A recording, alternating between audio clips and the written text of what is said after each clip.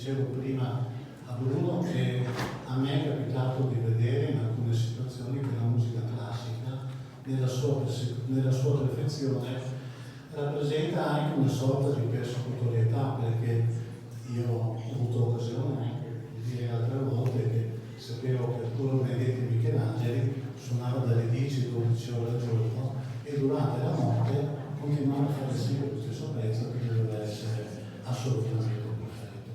Poi c'è stata la rappresentazione di McDonald e di Pellavorosi questa mattina, però non era una rappresentazione di tipo spontaneo.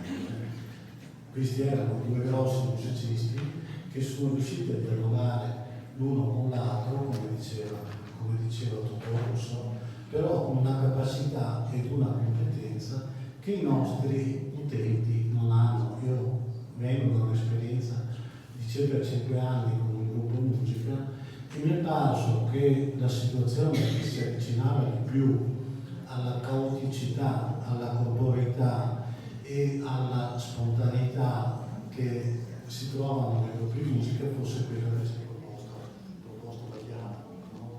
Perché ho percepito che lì c'era la situazione di caos che a volte troviamo nella mente dei nostri utenti. Allora mi sembrava di poter dire che purtroppo i nostri utenti vengono da una situazione dove la vita è stata estremamente severa con loro. Per cui quando a me è capitato di inserirli nel gruppo musica, io vedevo che anche persone che avevano suonato molte volte, no? Non so se sia un'esperienza che è capitata anche a voi, non riuscivano più ad utilizzare le mani, perché purtroppo, come diceva anche Totò, i farmaci che a volte noi facciamo, come sapete, intervengono anche sulla capacità motoria fine. Altri erano terrorizzati dalla propria voce, per cui quando li invitavamo a cantare non riuscivano a fare la cosa che hai fatto tu adesso, no? Le parole, come dicevi tu, venivano fuori in un sussurro a volte incomprensibile. Allora, a che cosa serve la musica? A che cosa serve la terapia? Serve a permettere ai nostri utenti e a noi stessi poi la rielaborazione artigianale di quello che ci viene proposto. Se non avviene questa rielaborazione artigianale, non avviene l'improvvisazione e non riusciamo a depositarci con i nostri interventi nella testa dei nostri utenti. La cosa che abbiamo fatto oggi è in alcuni momenti data dalla possibilità di fare un piccolo viaggio, no? Non so chi parlava di viaggio prima, chi dei colleghi parlasse di viaggio, nella testa dei nostri pazienti. Ed è solamente in questo modo che può avvenire l'immedesimazione, no? La cosa che diceva Pellavorosi questa mattina rispetto al messaggio che ci è stato dato dalla fenomenologia.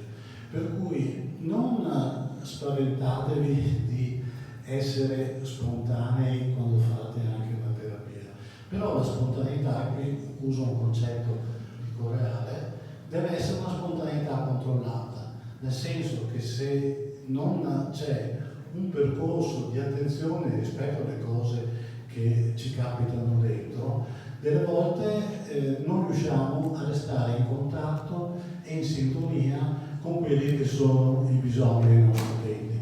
Io devo fare questa famosa performance che è stata annunciata. Se volete io farò circa 10 secondi di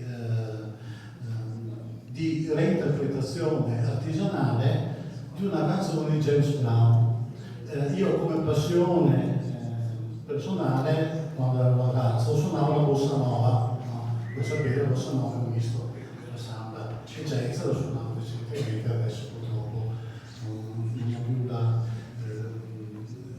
il tempo, l'esperienza, la capacità di poter fare questo tipo di musica. Per cui negli anni 70 è venuta fuori questa canzone che si chiamava Sex Machine di James Brown, non so se chi l'ha presente. È una canzone modernissima che da quanto mi è capitato di sentire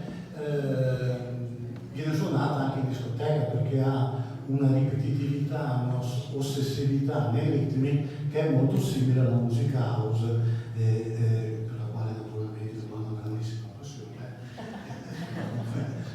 come si può dedurre, e per quelli che sono anche il ritmo, che è un ritmo, è una canzone, penso che sia una canzone di origine solo, la conosci?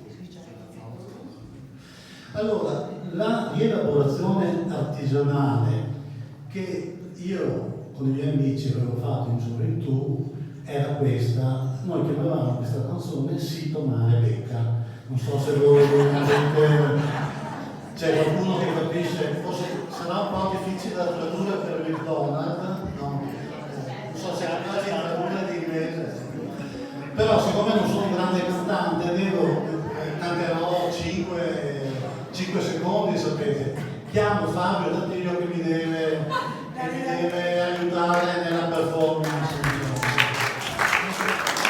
Vedrete che Sito Mare Becca è una cosa che io non sapevo, ha la stessa metrica identica della frase che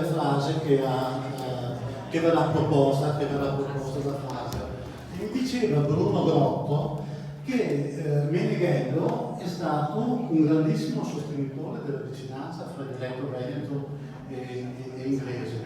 Io non sono un sostenitore della lingua veneta, quindi tanto per definire, ma l'inglese lo parlo molto male. Per cui aspettatevi questa performance, scusatemi l'ora, ma 5 secondi.